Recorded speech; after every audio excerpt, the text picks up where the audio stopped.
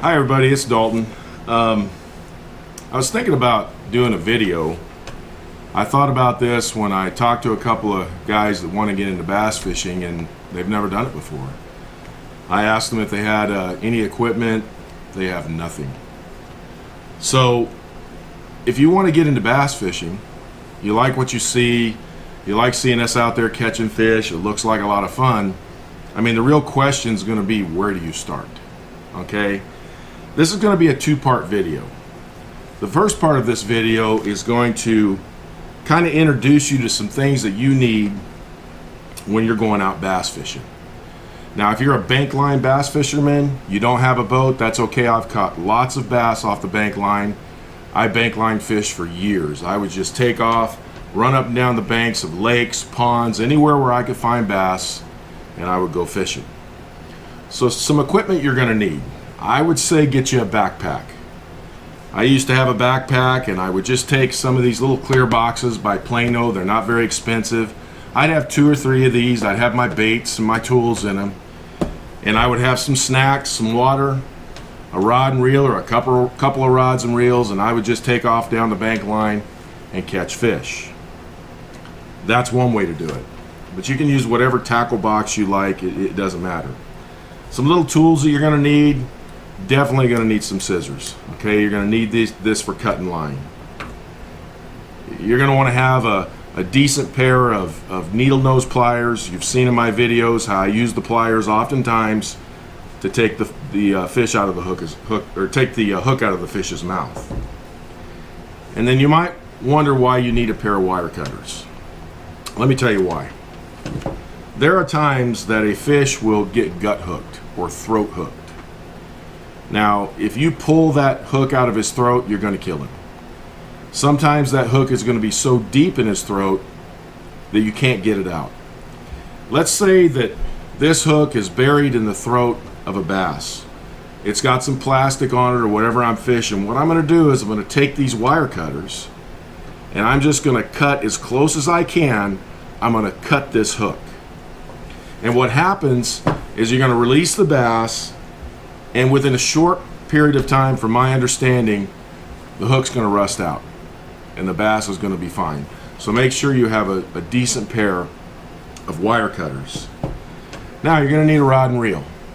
Starting out, I recommend that you use a spinning rod and a spinning reel. I have a recommendation for you if you have no idea what to get. I've written it down for you. You can look that up. You can get it at Tackle Warehouse, Amazon. There's a number of places that have it. But what I recommend that you do, and I think it'd be a lot of fun for you and your family, is go to a Bass Pro Shop. There's a Bass Pro Shop in San Jose.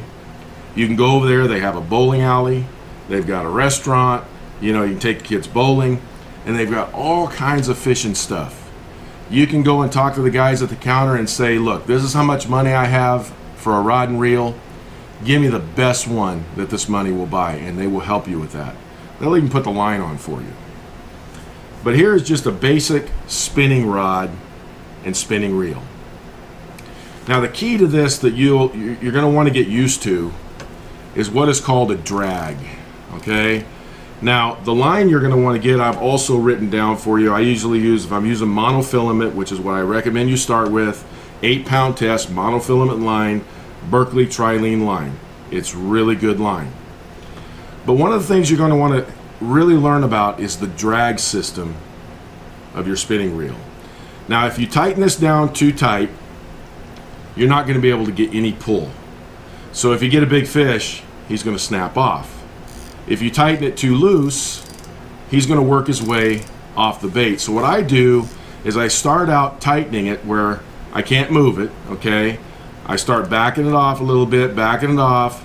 Need to back it off a little more to where it's about right there. It's kind of hard to pull, but not too hard. And if you notice, when we're catching fish on these spinning outfits, you're going to hear the spool spinning. And what happens is you're reeling, but at the same time you've got a bass that's pulling some line out so he doesn't snap your knot. A couple of weeks ago, I got a 4.5-pound largemouth on 8-pound test. I guarantee you that if I wouldn't have had my drag set, if I'd had it set too tight, he'd have snapped right off. Nope, it's bass. Oh, God, I thought it was a catfish the way he was fighting. I'm gonna want to grab this guy. Big or what? I can't figure it out. He's got a big attitude. Definitely.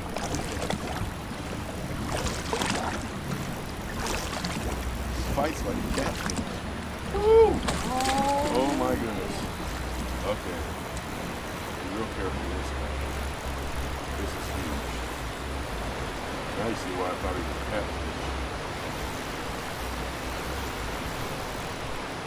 Yeah, man. Wow. Woo. I gotta be real careful with this. Oh, grab that mouth. That's a big, large mouth. Grab that mouth. Get him. Yes. Yes. Wow. Yes. That's a beast. So that's part one of this video. It's basically get you some of your tools, get you a couple of boxes to put your baits in, get you a nice spinning rod and spinning reel. Go with my recommendation or go to Bass Pro Shop. Tell them that you're looking for a decent setup. Here's how much money you have to spend. Or you can get a hold of me and I'll help you as well. But this is a good way to get started in bass fishing. It's the first step to bass fishing. It's really simple. Hopefully this helps. The second part of this video are going to be 3 baits that I'm going to introduce you to that work for me all the time. Talk to you soon.